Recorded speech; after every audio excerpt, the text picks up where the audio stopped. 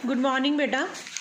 ਆਪਾਂ ਕਰ ਰਹੇ ਸੀ ਕਲਾਸੀਫਿਕੇਸ਼ਨ ਆਫ ਮੈਗਨੈਟਿਕ ਮਟੀਰੀਅਲ, ਜਿਹਦੇ ਵਿੱਚ ਆਪਾਂ ਡਾਇਆਮੈਗਨੈਟਿਕ, ਪੈਰਾਮੈਗਨੈਟਿਕ ਤੇ ਫੈਰੋਮੈਗਨੈਟਿਕ ਇਹਨਾਂ ਦੀਆਂ ਪ੍ਰੋਪਰਟੀਜ਼ ਕਰਨੀਆਂ ਨੇ। ਇਹ ਤਿੰਨੋਂ ਬਹੁਤ ਇੰਪੋਰਟੈਂਟ। ਇਹਨਾਂ 'ਚੋਂ ਇੱਕ ਕੁਐਸਚਨ ਜਿਹੜਾ ਸ਼ੋਰ ਹੈ, ਡੈਡ ਸ਼ੋਰ ਹੈ ਕਿ it will be in the exam. ठीक है जी। डायामैगनैटिक की सीगा कि जो एक्सटर्नल मैगनैटिक फील्ड अप्लाई कर दिता जाता है तो जोड़े सबसटांस अपने आप को फीबली मैगनेटाइज कर लेंगे ने in the direction opposite to that of the magnetizing field, उन्होंने आप डायामैगनैटिक कहते हैं। जोड़े फीबली मैगनेटाइज करते हैं इन the direction of magnetic field उन्होंने आप पैरामैगनैटिक कहते हैं, और जोड़े स्ट्रोंगली मैगनेटाइज करते हैं इन the direction of magnetic field उन्होंने आप की कहते हैं फैरोमैगनैटिक मटीरियल।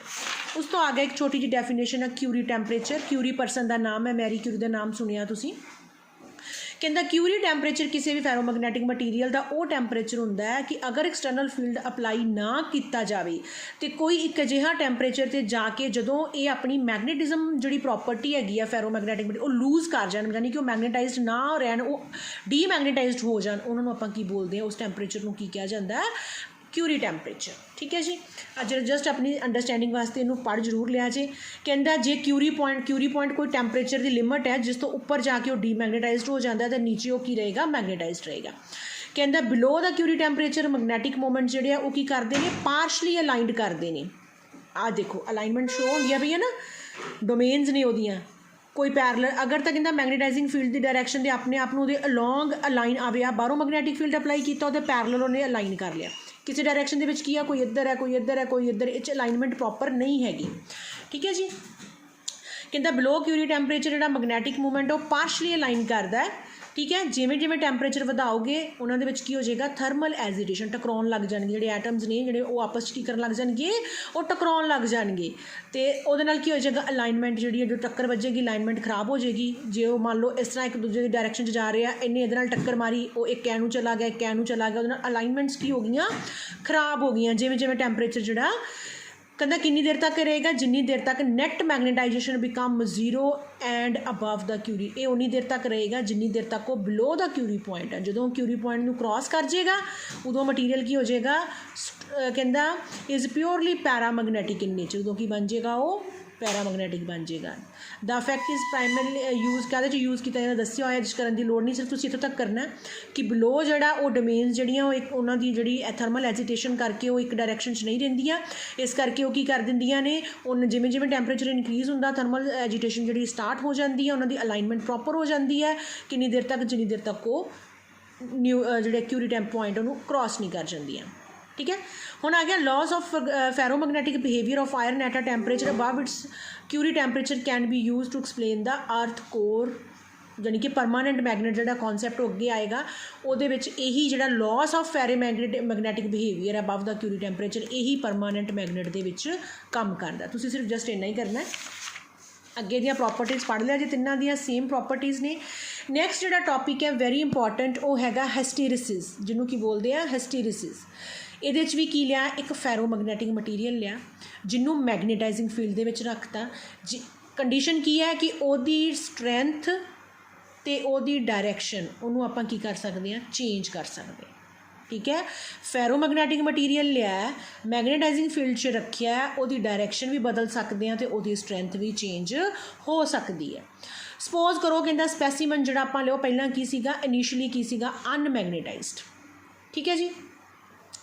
ਜਦੋਂ मैगनेटाइजिंग फील्ड एच ਉਹਦਾ ਵਧਾਇਆ, यानी कि ਜਦੋਂ ਉਹਨੂੰ मैगनैटिक फील्ड ਜਿਹੜੀ ਆਪਾਂ एक्सटर्नल अप्लाई किया ਉਹਨੂੰ इनक्रीज़ किया तो ਉਹਦੇ ਨਾਲ ਕਹਿੰਦਾ ਕੀ ਹੋਏਗੀ ਜਿਹੜੀ मैगनेटाइजेशन इंटेंसिटी है मटीरियल की वो भी नैचुरली ਵਧੇਗੀ। ठीक है जी। जे मैगनेटाइजिंग फील्ड ਨੂੰ ਆਪਾਂ ਜ਼ੀਰੋ करता, ਹੁਣ ਧਿਆਨ ਨਾਲ ਦੇਖਣਾ ਪੁਆਇੰਟਸ बनने ਨੂੰ पॉइंटिंग की फॉर्म 'ਚ लिख लिया जे, पॉइंट्स की फॉर्म 'ਚ ਜਦੋਂ मैगनेटाइजिंग फील्ड ਨੂੰ ਆਪਾਂ ਜ਼ੀਰੋ ਕੀਤਾ ਹੁਣ ਹੋਇਆ कि तुसीं की किया कि वो डायरैक्शन भी चेंज हो सकती है। आ मेन पॉइंट है कि स्ट्रेंथ ते डायरैक्शन दोवें की हो सकदियां ने, चेंज हो सकदियां ने। जदों तुसी पहला वो अनमैगनेटाइज्ड सीगा उहदा तुसी मैगनेटाइजिंग फील्ड दे विच उहनूं रखिया, इंटेंसिटी ऑफ मैगनेटाइजेशन वध गई, पर कहंदा तुसी फिर की करता, फिर तुसी उहनूं जीरो करता, मतलब इहनूं खत्म करता मैगनेटाइजिंग फील्ड नूं। बट कहंदा इंटेंसिटी ऑफ मैगनेटाइजेशन तां घट गई, बट कहंदा डज नॉट बिकम जीरो। की हो गया सॉरी, जो मैगनेटाइजिंग फील्ड जो जीरो किया इंटेंसिटी ऑफ मैगनेटाइजिंग एकदम जीरो नहीं होया, वो थोड़ी जी वैल्यू रही है। ये कदों जीरो होएगा when magnetising field is applied in opposite direction. ਜੇ ਆਪੋਜ਼ਿਟ ਡਾਇਰੈਕਸ਼ਨ 'ਚ ਅਪਲਾਈ ਕਰੋਗੇ ਤਾਂ ਜਿਹੜਾ ਜ਼ੀਰੋ ਹੋਏਗਾ। ਹੁਣ ਇਸੇ ਚੀਜ਼ ਨੂੰ ਅੱਗੇ ਡਿਫਾਈਨ ਕੀਤਾ। ਕਹਿੰਦਾ ਇਹ ਜਿਹੜੀ ਇੰਟੈਂਸਿਟੀ ਆਫ ਮੈਗਨੇਟਾਈਜੇਸ਼ਨ ਹੈ, ਜਦੋਂ ਆਪਾਂ ਇਹਨੂੰ ਡੀਮੈਗਨੇਟਾਈਜ਼ਡ ਕੀਤਾ, ਉਹ ਇੰਟੈਂਸਿਟੀ ਆਫ ਮੈਗਨੇਟਾਈਜੇਸ਼ਨ ਜ਼ੀਰੋ ਨਹੀਂ ਹੋਈ, ਠੀਕ ਹੈ, ਉਹ ਥੋੜ੍ਹੀ ਬਹੁਤ ਲੇਟ ਹੋਈ ਹੈ, ਉਹਨੂੰ ਆਪਾਂ ਕੀ ਬੋਲਦੇ ਹਾਂ, hysteresis. Lag of intensity of magnetisation, lag ਹੁੰਦਾ ਪਿੱਛੇ ਰਹਿ ਜਾਣਾ। ਕਹਿੰਦਾ ਜਿਹੜਾ ਇੰਟੈਂਸਿਟੀ ਆਫ ਮੈਗਨੇਟਾਈਜੇਸ਼ਨ ਦਾ ਮੈਗਨੇਟਾਈਜ਼ਿੰਗ ਫੀਲਡ ਨਾਲੋਂ ਪਿੱਛੇ ਰਹਿ ਜਾਣਾ during the process of magnetisation and demagnetisation ਆਪਾਂ ਬੋਲਦੇ ਹਾਂ ਹਿਸਟੀਰੇਸਿਸ। ਯਾਨੀ ਕਿ ਮੈਗਨੈਟਿਕ ਫੀਲਡ ਜ਼ੀਰੋ ਕੀਤਾ ਤੇ ਨਾਲ ਦੀ ਨਾਲ ਹੀ ਉਹ ਡੀਮੈਗਨੇਟਾਈਜ਼ ਨਹੀਂ ਹੋਇਆ, ਉਹਨੇ ਲੇਟ ਡੀਮੈਗਨੇਟਾਈਜ਼ ਹੋਇਆ। ਇਹ ਜਿਹੜੀ ਪ੍ਰੋਪਰਟੀ ਇਹਨੂੰ ਕੀ ਬੋਲਿਆ ਜਾਂਦਾ ਹੈ, ਹਿਸਟੀਰੇਸਿਸ। ਆਹ ਉਹਦਾ ਤੁਸੀਂ ਡਾਇਗਰਾਮ ਨਾਲ ਦਿੱਤਾ ਹੋਇਆ। ਹੁਣ ਕਹਿੰਦਾ ਕੀ ਸ਼ੋ ਕਰਦਾ ਹੈ, ਕਹਿੰਦਾ ਮੈਗਨੇਟਾਈਜੇਸ਼ਨ ਕਰਵ ਸ਼ੋ ਕਰਦਾ ਪਿਆ ਫੈਰੋਮੈਗਨੈਟਿਕ ਮਟੀਰੀਅਲ ਦੀ, ਠੀਕ ਹੈ ਜੀ। ਹੁਣ ਕੋਰਸਪੋਂਡਿੰਗ ਟੂ ਪੁਆਇੰਟ O, ਇਸ ਪੁਆਇੰਟ ਦੀ ਗੱਲ ਕਰਦਾ ਪਿਆ O ਦੀ। ਇੱਥੇ ਕੀ ਆ, ਆਹ ਵੇਖੋ, ਆਹ ਲਿਆ ਆਪਾਂ ਮੈਗਨੇਟਾਈਜ਼ਿੰਗ ਫੀਲਡ H, ਆ ਲਿਆ ਆਪਾਂ ਇੰਟੈਂਸਿਟੀ ਆਫ, ਇੱਧਰ ਕੀ ਆ ਰਹੀ ਹੈ I ਤੇ H ਦੇ ਵਿੱਚ ਆਹ ਮੈਗਨੇਟਾਈਜ਼ਿੰਗ ਫੀਲਡ ਹੈ, ਆਹ I ਹੈ, ਇੰਟੈਂਸਿਟੀ ਆਫ ਮੈਗਨੇਟਾਈਜੇਸ਼ਨ ਹੈ। ਇਹ ਕੀ ਹੋ ਗਿਆ, ਇੰਟੈਂਸਿਟੀ ਆਫ ਮੈਗਨੇਟਾਈਜੇਸ਼ਨ, ਠੀਕ ਹੈ ਜੀ। ਹੁਣ ਇਸ ਪੁਆਇੰਟ 'ਤੇ ਕੀ ਹੋਏਗਾ, ਆਟੋਮੈਟਿਕਲੀ ਇੱਥੇ ਮੈਗਨੈਟਿਕ ਫੀਲਡ ਵੀ ਜ਼ੀਰੋ ਹੈ, ਅਤੇ ਆਟੋਮੈਟਿਕਲੀ ਜੇ ਮੈਗਨੈਟਿਕ ਫੀਲਡ ਜ਼ੀਰੋ ਹੈ ਤਾਂ ਇੰਟੈਂਸਿਟੀ I ਦੀ ਵੈਲਿਊ ਵੀ ਕੀ ਹੋਏਗੀ, ਜ਼ੀਰੋ ਹੋਏਗੀ, ਠੀਕ ਹੈ। ਇਨੀਸ਼ੀਅਲ ਆ ਗਈ।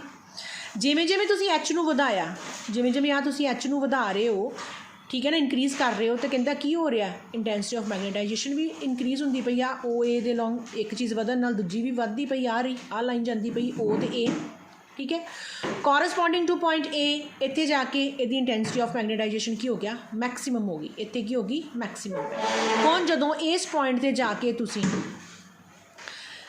ਇਸ ਪੁਆਇੰਟ 'ਤੇ ਫਿਰ ਇਨਕਰੀਜ਼ ਕਰੋਗੇ ਤਾਂ ਇਹਦੇ ਨਾਲ ਇੰਟੈਂਸਿਟੀ ਆਫ ਮੈਗਨੇਟਾਈਜੇਸ਼ਨ ਦੇ ਵਿੱਚ ਕੋਈ ਫਰਕ ਨਹੀਂ ਪਏਗਾ, ਠੀਕ ਹੈ। ਯਾਨੀ ਕਿ ਇੱਥੇ ਕਿਹੜੀ ਕੰਡੀਸ਼ਨ ਆ ਗਈ, ਇੱਥੇ ਸੈਚੂਰੇਸ਼ਨ ਹੋ ਗਈ। ਸੈਚੂਰੇਸ਼ਨ ਦਾ ਮਤਲਬ ਤੁਸੀਂ ਮੈਗਨੈਟਿਕ ਫੀਲਡ ਵਧਾਈ ਜਾ ਰਹੇ ਹੋ, ਲੇਕਿਨ ਹੁਣ ਇੰਟੈਂਸਿਟੀ ਆਫ ਮੈਗਨੇਟਾਈਜੇਸ਼ਨ ਵਧਣਾ ਬੰਦ ਹੋ ਗਈ ਹੈ, ਸੈਚੂਰੇਟ ਹੋ ਗਈ ਹੈ, ਖੜ ਗਈ ਹੈ, ਠੀਕ ਹੈ ਜੀ। ਉਹ ਕੀ ਆ ਗਈ, ਕਿਹੜੀ ਪੋਜੀਸ਼ਨ ਆ ਗਈ, ਸੈਚੂਰੇਸ਼ਨ ਦੀ ਪੋਜੀਸ਼ਨ ਆ ਗਈ, ਠੀਕ ਹੈ, ਸਟੇਟ ਆਫ ਮੈਗਨੈਟਿਕ। ਹੁਣ ਕਹਿੰਦਾ ਜੇ ਤੁਸੀਂ ਇਹਨੂੰ ਡਿਕਰੀਜ਼ ਕਰੋਗੇ, ਪਹਿਲਾਂ ਤੁਸੀਂ ਇਨਕਰੀਜ਼ ਕੀਤਾ ਤਾਂ ਉਹ ਇਨਕਰੀਜ਼ ਹੋਈ, ਫਿਰ ਇੱਕ ਪੁਆਇੰਟ ਆ ਗਿਆ ਵੀ ਤੁਸੀਂ ਇਨਕਰੀਜ਼ ਕਰੀ ਜਾ ਰਹੇ ਹੋ, ਲੇਕਿਨ ਉਹ ਇੰਟੈਂਸਿਟੀ ਜਿਹੜੀ ਆ ਉਹ ਇਨਕਰੀਜ਼ ਹੋਣੀ ਬੰਦ ਹੋ ਗਈ ਹੈ। ਹੁਣ ਤੁਸੀਂ ਮੈਗਨੇਟਾਈਜ਼ਿੰਗ ਫੀਲਡ ਨੂੰ ਡਿਕਰੀਜ਼ ਕੀਤਾ, ਇੰਟੈਂਸਿਟੀ ਆਫ ਡਿਕਰੀਜ਼ ਵੀ ਕਰੇਗੀ, ਬਟ ਉਹ ਕਿਹੜਾ ਪਾਥ ਅਪਣਾਏਗੀ ਹੁਣ, ਕਹਿੰਦਾ but not along the path, it decrease along the path AB। ਇਸ ਪਾਥ ਵਿੱਚ ਉਹ ਵਧੀ ਹੈ, ਹੁਣ ਇਸੇ ਪਾਥ 'ਚ ਵਾਪਸ ਨਹੀਂ ਆਏਗੀ, ਨਵਾਂ ਪਾਥ ਬਣਾਏਗੀ ਅਤੇ ਆ ਰਹੀ ਇੱਥੇ ਆਣ ਕੇ ਮਿਲ ਗਈ। ਇਹਦਾ ਮਤਲਬ ਹੋਣਾ ਤਾਂ ਉਹਨੇ ਜ਼ੀਰੋ ਸੀਗਾ, ਇਹਦਾ ਮਤਲਬ ਜ਼ੀਰੋ ਨਹੀਂ ਰਹੀ। ਆ ਕੀ ਆ ਗਿਆ ਵਿੱਚ, ਇਹ ਆ ਗਿਆ ਤੁਹਾਡਾ ਹਿਸਟੀਰੇਸਿਸ, ਠੀਕ ਹੈ। A ਤੋਂ B 'ਤੇ ਪਹੁੰਚ ਗਈ, ਹੋਣਾ ਜ਼ੀਰੋ ਸੀ, ਜ਼ੀਰੋ ਦਾ ਮਤਲਬ ਕੀ ਸੀਗਾ ਫਿਰ, ਵੀ ਇਹਨੂੰ ਇੱਧਰ ਆਉਣਾ ਚਾਹੀਦਾ ਸੀ, A ਪੁਆਇੰਟ ਨੂੰ ਐ ਆਉਣਾ ਚਾਹੀਦਾ ਸੀਗਾ, ਬਟ ਇਹ ਕਿੱਥੇ ਆ ਗਿਆ, ਇੱਥੇ ਆ ਗਿਆ, ਇਹਦਾ ਮਤਲਬ ਇੱਥੇ ਰੁਕ ਗਿਆ ਆਣ ਕੇ। ਇਹਦਾ ਮਤਲਬ ਮੈਗਨੇਟਾਈਜ਼ਿੰਗ ਫੀਲਡ ਦਾ ਜ਼ੀਰੋ ਹੋ ਗਿਆ ਇਸ ਪੁਆਇੰਟ 'ਤੇ ਜਾ ਕੇ। ਆ ਵੇਖੋ ਮੈਗਨੇਟਾਈਜ਼ਿੰਗ ਫੀਲਡ ਦਾ ਕੀ ਹੋ ਗਿਆ, ਆ ਤਾਂ ਇੱਥੇ ਹੌਲੀ ਹੌਲੀ ਡਿਕਰੀਜ਼ ਹੋਈ ਜਾ ਰਿਹਾ, ਪਹਿਲਾਂ H ਇੱਥੇ ਸੀ, ਇੱਥੇ H ਤਾਂ ਜ਼ੀਰੋ ਹੋ ਗਿਆ, ਲੇਕਿਨ ਆਹ ਵੈਲਿਊ ਕੁਛ ਵੈਲਿਊ ਸ਼ੋ ਕਰਦਾ ਪਿਆ, ਇਹ ਜ਼ੀਰੋ ਨਹੀਂ ਸ਼ੋ ਕਰਦਾ ਪਿਆ। It means intensity of ਮੈਗਨੇਟਾਈਜੇਸ਼ਨ the value ਹੈਗੀ ਹੈ, ਠੀਕ ਹੈ ਜੀ। ਇੰਟੈਂਸਿਟੀ ਆਫ ਮੈਗਨੇਟਾਈਜੇਸ਼ਨ ਦੀ ਵੈਲਿਊ ਕੀ ਹੈ, ਹੈਗੀ ਹੈ, ਠੀਕ ਹੈ ਜੀ। ਇਹਦਾ ਮਤਲਬ OB ਕੀ ਤੁਹਾਨੂੰ ਦਿੰਦਾ ਪਿਆ, ਆਹ ਜਿਹੜੀ ਵੈਲਿਊ ਆ ਇਹ ਕੀ ਆਏਗੀ, ਰਿਟੈਂਟਿਵਿਟੀ। ਇਹਨੂੰ ਕੀ ਬੋਲਦੇ ਆ, ਰਿਟੈਂਟਿਵਿਟੀ, ਕਿ ਜਦੋਂ ਆਪਾਂ ਮੈਗਨੈਟਿਕ ਫੀਲਡ ਜ਼ੀਰੋ ਕਰ ਦਈਏ ਬਟ ਜਿਹੜਾ ਹੈਗਾ ਇੰਟੈਂਸਿਟੀ ਆਫ ਮੈਗਨੇਟਾਈਜੇਸ਼ਨ ਫਿਰ ਵੀ ਹੋਵੇ, ਉਹਨੂੰ ਆਪਾਂ ਕੀ ਬੋਲਦੇ ਆ, ਰਿਟੈਂਟਿਵਿਟੀ। ਬੜੀ ਇੰਪੋਰਟੈਂਟ ਡੈਫੀਨੇਸ਼ਨ ਹੈ ਰਿਟੈਂਟਿਵਿਟੀ, ਜਿਹਨੂੰ ਰੈਜ਼ੀਡਿਊਅਲ ਮੈਗਨੇਟਿਜ਼ਮ ਵੀ ਕਿਹਾ ਜਾਂਦਾ, ਰੈਮਾਨੈਂਟ ਮੈਗਨੇਟਿਜ਼ਮ ਵੀ ਕਹਿੰਦੇ ਆ, ਰੈਮੀਨੈਂਸ ਵੀ ਕਹਿੰਦੇ ਆ, ਠੀਕ ਹੈ। ਇੰਟੈਂਸਿਟੀ ਆਫ ਮੈਗਨੇਟਾਈਜੇਸ਼ਨ ਜਦੋਂ ਮੈਗਨੈਟਿਕ ਫੀਲਡ ਨੂੰ ਆਪਾਂ ਜ਼ੀਰੋ ਕਰ ਦਿੱਤਾ, ਠੀਕ ਹੈ। ਹੁਣ ਇਹਨੂੰ ਜ਼ੀਰੋ ਕਰਨ ਵਾਸਤੇ ਹੁਣ ਕੀ ਹੋਏਗਾ, ਇਹ ਦੂਸਰੀ ਡਾਇਰੈਕਸ਼ਨ 'ਚ ਜਾਏਗਾ। ਹੁਣ ਕਹਿੰਦਾ ਹੁਣ ਆਪਾਂ ਇਹਨੂੰ ਰਿਡਿਊਸ ਕਰਨ ਵਾਸਤੇ, ਇਹਨੂੰ ਜ਼ੀਰੋ ਕਰਨ ਵਾਸਤੇ ਆਪਾਂ ਮੈਗਨੇਟਾਈਜ਼ਿੰਗ ਫੀਲਡ ਨੂੰ ਫਿਰ ਇਨਕਰੀਜ਼ ਕਰਾਂਗੇ, ਬਟ ਰਿਵਰਸ ਡਾਇਰੈਕਸ਼ਨ ਦੇ ਵਿੱਚ, ਠੀਕ ਹੈ ਜੀ। ਦਾ ਮੈਗਨੇਟਾਈਜੇਸ਼ਨ ਡਿਕਰੀਜ਼ ਅਲੋਂਗ BC। ਹੁਣ B ਤੋਂ ਲੈ ਕੇ ਫਿਰ ਆਪਾਂ ਵਧਾਉਣਾ ਸ਼ੁਰੂ ਕਰਤਾ, ਆਪਾਂ ਇੱਧਰ ਨੂੰ ਵਧਾਉਣਾ ਸ਼ੁਰੂ ਕਰਤਾ ਆਪੋਜ਼ਿਟ ਡਾਇਰੈਕਸ਼ਨ 'ਚ। ਹੁਣ ਹੌਲੀ ਹੌਲੀ ਕੀ ਹੋ ਗਿਆ, ਇਹ ਘੱਟਦੀ ਹੁਣ ਇੱਥੇ ਪਹੁੰਚ ਗਈ C ਪੁਆਇੰਟ ਦੇ ਉੱਪਰ, ਠੀਕ ਹੈ ਜੀ। ਹੁਣ ਉਹ ਕੀ ਕਹਿੰਦਾ, the intensity of magnetism decrease along BC till it becomes zero corresponding to the point C। ਹੁਣ C ਪੁਆਇੰਟ 'ਤੇ ਆਣ ਕੇ ਇੰਟੈਂਸਿਟੀ ਆਫ ਮੈਗਨੇਟਾਈਜੇਸ਼ਨ ਕੀ ਹੋ ਗਈ, ਜ਼ੀਰੋ ਹੋ ਗਈ। ਹੁਣ ਕੀ ਹੋ ਗਿਆ, ਜ਼ੀਰੋ ਹੋ ਗਿਆ, ਠੀਕ ਹੈ ਜੀ। ਇਹਦਾ ਮਤਲਬ ਇਹਨੂੰ ਰਿਟੈਂਟਿਵਿਟੀ ਨੂੰ ਜਾਂ ਇੰਟੈਂਸਿਟੀ ਆਫ ਮੈਗਨੇਟਾਈਜੇਸ਼ਨ ਨੂੰ ਜ਼ੀਰੋ ਕਰਨ ਵਾਸਤੇ ਤੁਹਾਨੂੰ ਕੀ ਕਰਨਾ ਪਿਆ, ਮੈਗਨੇਟਾਈਜ਼ਿੰਗ ਫੀਲਡ ਜਿਹੜਾ ਇਕੁਅਲ ਟੂ OC ਇੰਨਾ ਜਿਹੜਾ ਮੈਗਨੈਟਿਕ ਫੀਲਡ ਹੈ ਉਹ ਰਿਵਰਸ ਡਾਇਰੈਕਸ਼ਨ ਦੇ ਵਿੱਚ ਪਹਿਲਾਂ ਇੱਧਰ ਲੱਗਦਾ ਪਿਆ ਸੀ, ਹੁਣ ਤੁਹਾਨੂੰ ਇੱਧਰ ਓਨਾ ਹੀ ਲਾਉਣਾ ਪਿਆ, ਤਾਂ ਇਹ ਇੰਟੈਂਸਿਟੀ ਆਫ ਮੈਗਨੇਟਾਈਜੇਸ਼ਨ ਕੀ ਹੋਗੀ? 0। 0 ਕਦੋਂ ਹੋਈ ਆ? ਜਦੋਂ ਤੁਸੀਂ ਮੈਗਨੇਟਾਈਜ਼ਿੰਗ ਫੀਲਡ ਨੂੰ ਰਿਵਰਸ ਡਾਇਰੈਕਸ਼ਨ ਦੇ ਵਿੱਚ ਲਗਾਇਆ। ਇਹਨੂੰ ਬੋਲਦੇ ਆ ਕੋਰਸਿਵਿਟੀ। ਠੀਕ ਹੈ, ਇਹਦਾ ਮਤਲਬ ਰਿਵਰਸ ਮੈਗਨੇਟਾਈਜ਼ਿੰਗ ਫੀਲਡ ਜਿਹੜਾ ਸਾਨੂੰ ਚਾਹੀਦਾ ਹੈ ਕਿਸੇ ਵੀ ਰੈਜ਼ੀਡਿਊਅਲ ਮੈਗਨੇਟਿਜ਼ਮ ਨੂੰ 0 ਕਰਨ ਵਾਸਤੇ, ਉਹਨੂੰ ਆਪਾਂ ਕੀ ਬੋਲਦੇ ਹਾਂ? ਕੋਰਸਿਵਿਟੀ। ਠੀਕ ਹੈ, ਦੋ ਇੰਪੋਰਟੈਂਟ ਡੈਫੀਨੇਸ਼ਨਸ ਨੇ, ਰਿਟੈਂਟਿਵਿਟੀ ਤੇ ਕੋਰਸਿਵਿਟੀ। ਸਮਝ ਆ ਗਈ ਕਿ ਜਦੋਂ ਆਪਾਂ ਫੈਰੋਮੈਗਨੈਟਿਕ ਮਟੀਰੀਅਲ ਨੂੰ ਬਾਹਰੋਂ ਫੀਲਡ ਦਿੰਦੇ ਹਾਂ ਤਾਂ ਉਹਦੀ ਇੰਟੈਂਸਿਟੀ ਆਫ ਮੈਗਨੇਟਾਈਜੇਸ਼ਨ ਵੱਧਦੀ ਆ, ਲੇਕਿਨ ਕਹਿੰਦਾ ਜਦੋਂ ਆਪਾਂ ਨੂੰ ਡੀਮੈਗਨੇਟਾਈਜ਼ ਕਰਦੇ ਹਾਂ ਤਾਂ ਡਿਕਰੀਜ਼ ਹੋਣੀ ਚਾਹੀਦੀ ਹੈ। ਬਟ ਹੁੰਦਾ ਕੀ ਹੈ ਕਿ ਜਦੋਂ ਤੁਸੀਂ ਇੱਕ ਵਾਰੀ ਇਨਕਰੀਜ਼ ਕਰ ਦਿੰਦੇ ਹੋ, ਮੈਗਨੈਟਿਕ ਫੀਲਡ ਦੇਣ ਨਾਲ ਇਨਕਰੀਜ਼ ਕਰ ਦਿੰਦੇ ਹੋ, ਇੱਥੇ ਮੈਗਨੈਟਿਕ ਸੈਚੂਰੇਸ਼ਨ ਆ ਜਾਂਦੀ ਹੈ। ਹੁਣ ਤੁਸੀਂ ਡਿਕਰੀਜ਼ ਕਰਦੇ ਹੋ, ਡਿਕਰੀਜ਼ ਉਸ ਪਾਥ 'ਤੇ ਨਹੀਂ ਜਾਂਦਾ, ਉਹ ਇਸ ਪਾਥ ਨੂੰ ਫੋਲੋ ਕਰਦਾ। ਇਹ ਸ਼ੋ ਕਰਦਾ ਕਿ ਮੈਗਨੈਟਿਕ ਫੀਲਡ ਤਾਂ ਹੌਲੀ ਹੌਲੀ 0 ਹੋ ਗਿਆ, ਲੇਕਿਨ ਇੰਟੈਂਸਿਟੀ ਦੀ ਵੈਲਿਊ ਜਿਹੜੀ ਕੁਛ ਹੈਗੀ ਹੈ। ਇਹਦਾ ਮਤਲਬ ਇਹ ਜਿਹੜਾ ਕਿ ਮੈਗਨੈਟਿਕ ਫੀਲਡ 0 ਹੋਣ ਦੇ ਬਾਵਜੂਦ ਵੀ ਇੰਟੈਂਸਿਟੀ ਆਫ ਮੈਗਨੇਟਾਈਜੇਸ਼ਨ ਰਹਿੰਦੀ ਹੈ ਮਟੀਰੀਅਲ ਦੇ ਵਿੱਚ, ਉਹਨੂੰ ਆਪਾਂ ਕੀ ਬੋਲਦੇ ਹਾਂ? ਰਿਟੈਂਟਿਵਿਟੀ। ਹੁਣ ਅਗਰ ਆਪਾਂ ਇਹਨੂੰ ਇੰਟੈਂਸਿਟੀ ਆਫ ਮੈਗਨੇਟਾਈਜੇਸ਼ਨ ਨੂੰ 0 ਕਰਨਾ ਹੈ ਤਾਂ ਤੁਹਾਨੂੰ ਮੈਗਨੈਟਿਕ ਫੀਲਡ ਵਧਾਉਣਾ ਪਏਗਾ, ਲੇਕਿਨ ਆਪੋਜ਼ਿਟ ਡਾਇਰੈਕਸ਼ਨ ਦੇ ਵਿੱਚ ਹੌਲੀ ਹੌਲੀ ਕੀ ਹੋਏਗਾ? ਫਿਰ ਉਹ ਇੱਥੇ ਆਣ ਕੇ ਉਹ ਕੀ ਹੋ ਜਾਏਗੀ? 0 ਹੋ ਜਾਏਗੀ। ਇਹਦਾ ਮਤਲਬ ਜਦੋਂ ਆਪੋਜ਼ਿਟ ਡਾਇਰੈਕਸ਼ਨ ਦੇ ਵਿੱਚ ਆਪਾਂ ਕਿਸੇ ਚੀਜ਼ ਨੂੰ ਡੀਮੈਗਨੇਟਾਈਜ਼ ਕਰਨ ਵਾਸਤੇ ਇਨਕਰੀਜ਼ ਕਰਦੇ ਹਾਂ ਤਾਂ ਉਹਨੂੰ ਆਪਾਂ ਕੀ ਬੋਲਦੇ ਹਾਂ? ਕੋਰਸਿਵਿਟੀ। ਇਹ ਬੜੇ ਇੰਪੋਰਟੈਂਟ ਟੌਪਿਕਸ ਨੇ। ਠੀਕ ਹੈ ਜੀ, ਹੁਣ ਕੀ ਹੋ ਜਾਏਗਾ? ਕਹਿੰਦਾ ਜੇ ਮੈਗਨੇਟਾਈਜ਼ਿੰਗ ਫੀਲਡ ਫਿਰ ਵਧਾਉਂਦੇ ਹੋ ਤਾਂ ਇੰਟੈਂਸਿਟੀ ਆਫ ਮੈਗਨੇਟਾਈਜੇਸ਼ਨ ਇਨਕਰੀਜ਼ ਕਰੇਗੀ, ਅਗੇਨ ਉਹੀ ਸੀ ਦੇ ਅਲੋਂਗ ਡੀ। ਠੀਕ ਹੈ, ਫਿਰ ਕੀ ਆ ਜਾਏਗਾ? ਡੀ ਤੇ ਸੈਚੂਰੇਸ਼ਨ ਪੁਆਇੰਟ ਆ ਜਾਏਗਾ।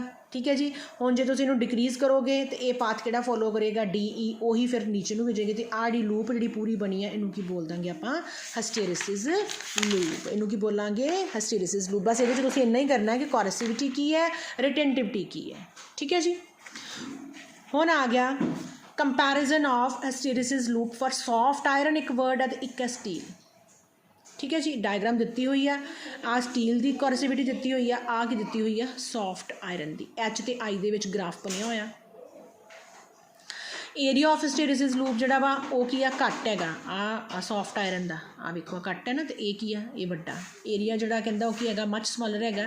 ਇਹਦਾ ਮਤਲਬ loss of energy per unit volume in case of soft iron will be small as compare to that in case of steel when they are taken over a complete cycle of ਜਦੋਂ ਕਹਿੰਦਾ ਪੂਰਾ cycle ਕਰਨਗੇ ਮੈਗਨੇਟਾਈਜ਼ਡ ਡੀਮੈਗਨੇਟਾਈਜ਼ਡ ਹੋਏਗਾ, ਕਿਉਂਕਿ ਕਹਿੰਦਾ ਇਹਦਾ area ਘੱਟ ਹੈ, ਇਸ ਕਰਕੇ ਇਹਦਾ ਜਿਹੜਾ ਐਨਰਜੀ ਲੋਸ ਉਹ ਕੀ ਹੋਏਗਾ? ਘੱਟ ਹੋਏਗਾ। ਸੌਫਟ ਆਇਰਨ ਜਿਹੜਾ ਮੈਕਸਿਮਮ ਇੰਟੈਂਸਿਟੀ ਆਫ ਮੈਗਨੇਟਾਈਜੇਸ਼ਨ ਐਕਵਾਇਰ ਕਰ ਦਿੰਦਾ ਹੈ for comparatively much lesser value, ਮਤਲਬ ਥੋੜ੍ਹੇ ਜਿਹੇ ਮੈਗਨੈਟਿਕ ਫੀਲਡ 'ਤੇ ਉਹਦੀ ਮੈਕਸਿਮਮ ਵੈਲਿਊ ਆਫ ਮੈਗਨੇਟਾਈਜੇਸ਼ਨ ਆ ਜਾਂਦੀ ਹੈ ਐਜ਼ ਕੰਪੇਅਰ ਟੂ ਸਟੀਲ। ਰਿਟੈਂਟਿਵਿਟੀ ਜਿਹੜੀ ਆ ਸੌਫਟ ਆਇਰਨ ਦੀ ਉਹ ਜ਼ਿਆਦਾ ਹੈ ਸਟੀਲ ਨਾਲੋਂ। ਸੌਫਟ ਆਇਰਨ ਕਿੱਥੇ ਆ ਰਿਹਾ? ਆਹ ਰਿਟੈਂਟਿਵਿਟੀ ਸੀ ਨਾ, ਆਹ ਵੈਲਿਊ, ਅਤੇ ਆਹ ਸੌਫਟ ਆਇਰਨ ਦੀ ਆਹ ਹੈਗੀ ਆ, ਇਹਦਾ ਮਤਲਬ ਉਹਦੀ ਵੈਲਿਊ ਜ਼ਿਆਦਾ। ਇਹ ਤਾਂ ਤੁਸੀਂ ਸਿੰਪਲ ਹੈ।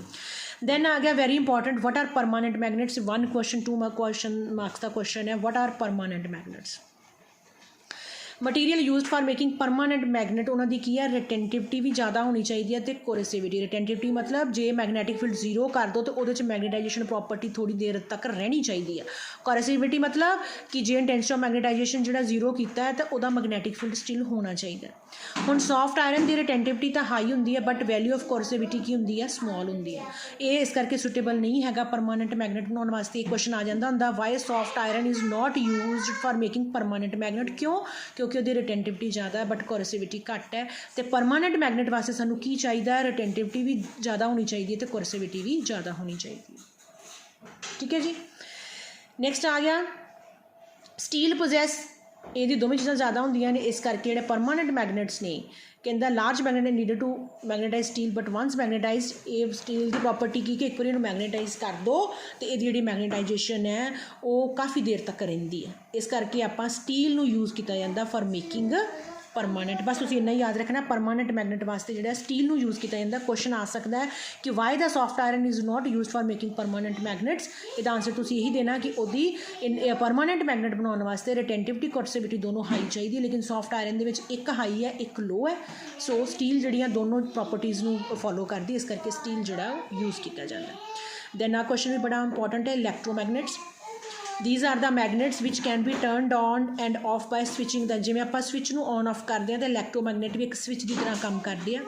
ਇਹਨਾਂ ਵਾਸਤੇ ਮਟੀਰੀਅਲ ਕਿਹੜਾ ਯੂਜ਼ ਕੀਤਾ ਜਾਂਦਾ? ਅਗੇਨ ਜਿਨ੍ਹਾਂ ਦੀ ਹਾਈ ਰਿਟੈਂਟਿਵਿਟੀ ਅਤੇ ਲੋ ਕੋਰਸਿਵਿਟੀ ਹੋਣੀ ਚਾਹੀਦੀ ਹੈ। क्योंकि इस मटीरियल ਨੂੰ ਕਿਉਂਕਿ ਔਨ ਆਫ ਕਰਨਾ ਉਹਨੂੰ ਮੈਗਨੇਟਾਈਜ਼ ਵੀ ਜਲਦੀ ਹੋਣਾ ਪੈਣਾ ਡੀਮੈਗਨੇਟਾਈਜ਼ਡ ਵੀ ਬਾਰ-ਬਾਰ ਹੋਣਾ ਪੈਣਾ। ਇਹਦਾ ਮਤਲਬ ਜਿਹੜਾ ਏਰੀਆ ਆਫ ਹਿਸਟੈਰੀਸਿਸ ਲੂਪ ਹੈ ਉਹ ਕੀ ਹੋਣਾ ਚਾਹੀਦਾ ਸਮॉल ਹੋਣਾ ਚਾਹੀਦਾ। मतलब ਆਹ ਜਿਹੜੀ ਲੂਪ ਬਣਨੀ ਆ ਲੂਪ ਆਪਾਂ ਇਹਨੂੰ ਹਿਸਟੈਰੀਸਿਸ ਨੂੰ ਐਂ ਬਣਾਉਂਦੇ ਆ ਨਾ ਕਿ ਮੰਨ ਲਓ ਆ ਠੀਕ ਹੈ ਅਤੇ ਆ ਠੀਕ ਹੈ ਜੀ ਆ ਮੰਨ ਲਓ ਹੈ ਨਾ ਇਹਦਾ ਮਤਲਬ ਆਹ ਚੀਜ਼ ਘੱਟ ਹੋਣੀ ਚਾਹੀਦੀ ਹੈ ਤਾਂ ਹੀ ਉਹ ਜਲਦੀ ਮੈਗਨੇਟਾਈਜ਼ ਡੀਮੈਗਨੇਟਾਈਜ਼ ਹੋਏਗੀ। ਆਹ ਡਿਸਟੈਂਸ ਜਿਹੜੇ ਆ ਡਿਸਟੈਂਸ ਘੱਟ ਹੋਣੀ ਚਾਹੀਦੀ ਹੈ ਠੀਕ ਹੈ। ਅਤੇ ਇਹ ਸੋਫਟ ਆਇਰਨ ਦੇ ਵਿੱਚ ਕਹਿੰਦਾ ਇਹ ਜਿਹੜਾ ਵਾ ਇਹਨੂੰ ਇਸ ਕਰਕੇ ਇਲੈਕਟ੍ਰੋਮੈਗਨੇਟ ਦੇ ਵਿੱਚ ਕੀ ਯੂਜ਼ ਕੀਤਾ ਜਾਂਦਾ ਵਾ ਸੋਫਟ ਆਇਰਨ। ਇਲੈਕਟ੍ਰੋਮੈਗਨੇਟ ਮੇਡ ਕੀਤੇ ਜਾਂਦੇ ਇੱਕ ਕੋਇਲ ਹੈ ਇੰਸੂਲੇਟਡ ਵਾਇਰ ਅਰਾਊਂਡ ਆ ਸੋਫਟ ਆਇਰਨ ਜਿਹੜਾ ਸੋਫਟ ਆਇਰਨ ਦੀ ਇੱਕ ਬਣੀ ਹੁੰਦੀ ਆ ਉਹਦੇ 'ਤੇ ਵਲੇਟ ਦਿੱਤੀ ਜਾਂਦੀ ਇੱਕ ਤਾਰ।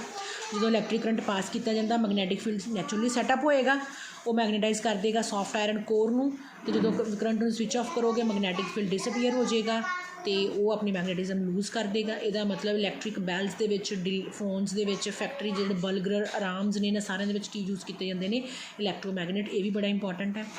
ਟਰਾਂਸਫਾਰਮਰ ਕੋਰਸ ਇਹ ਵੀ ਬੜਾ ਇੰਪੋਰਟੈਂਟ ਹੈ ਕਿ 2 coils of transformer R always bound on ਇਹ ਵੀ ਫੈਰੋਮੈਗਨੈਟਿਕ ਮਟੀਰੀਅਲ ਦੀਆਂ ਬਣੀਆਂ ਹੁੰਦੀਆਂ ਨੇ ਕਿਉਂਕਿ ਜਦੋਂ ਆਲਟਰਨੇਟਿੰਗ AC ਕਰੰਟ ਜਿਹੜਾ ਪਾਸ ਕੀਤਾ ਜਾਂਦਾ ਹੈ ਕੋਰ ਜਿਹੜੀ ਆ ਉਹਨੂੰ ਬਾਰ-ਬਾਰ ਮੈਗਨੇਟਾਈਜ਼ ਅਤੇ ਡੀਮੈਗਨੇਟਾਈਜ਼ ਹੋਣਾ ਪੈਂਦਾ ਠੀਕ ਹੈ ਜੀ। ਇਹਦਾ ਮਤਲਬ ਜਿਹੜੀ એનર્ਜੀ ਆ ਪ੍ਰਪੋਰਸ਼ਨਲ ਹੁੰਦੀ ਹੈ ਏਰੀਆ ਆਫ ਹਿਸਟੈਰੀਸਿਸ ਨੂੰ ਪੜ੍ਹ ਚੁੱਕੇ ਹਾਂ ਆਪਾਂ એનર્ਜੀ ਲੋਸ ਕਾਹਤੇ ਡਿਪੈਂਡ ਕਰੇਗਾ ਏਰੀਆ 'ਤੇ ਠੀਕ ਹੈ ਜੀ। ਇਸ ਕਰਕੇ ਹੀਟ ਦੀ ਫਾਰਮ ਦੇ ਵਿੱਚ ਗਰਮ ਵੀ ਹੋ ਜਾਂਦਾ ਨਾਲ ਹੀਟ ਦੀ ਫਾਰਮ 'ਚ એનર્ਜੀ ਵੇਸਟ ਹੁੰਦੀ ਆ। ਇਸ ਕਰਕੇ ਆਪਾਂ ਮਟੀਰੀਅਲ ਚੂਜ਼ ਕਰਦੇ ਹਾਂ ਇਹਦੀ ਟਰਾਂਸਫਾਰਮਰ ਦੀ ਐਫੀਸ਼ੀਐਂਸੀ ਨੂੰ ਵਧਾਉਣ ਵਾਸਤੇ ਆਪਾਂ ਆਪਾਂ ਨੈਰੋ ਹਿਸਟੈਰੀਸਿਸ ਲੂਪ ਦਾ ਬਣਾਉਂਦੇ ਹਾਂ ਉਹਦੇ ਵਾਸਤੇ ਆਪਾਂ ਸੋਫਟ ਆਇਰਨ ਜਿਹੜਾ ਯੂਜ਼ ਕੀਤਾ ਜਾਂਦਾ। ਔਰ ਇੱਕ ਕੁਐਸਚਨ ਇਹ ਵੀ ਆ ਜਾਂਦਾ ਹੁੰਦਾ ਕਿ why soft iron is use for making core of transformers ਠੀਕ ਹੈ ਬੜੇ ਇੰਪੋਰਟੈਂਟ ਨੇ ਠੀਕ ਹੈ ਜੀ। ਅਤੇ ਚੰਗੀ ਤਰ੍ਹਾਂ ਪੜ੍ਹ ਲੈਣਾ ਵੈਰੀ ਇੰਪੋਰਟੈਂਟ ਛੋਟੇ ਛੋਟੇ ਕੁਐਸਚਨਸ ਨੇ। ਥੈਂਕ ਯੂ ਬੇਟਾ।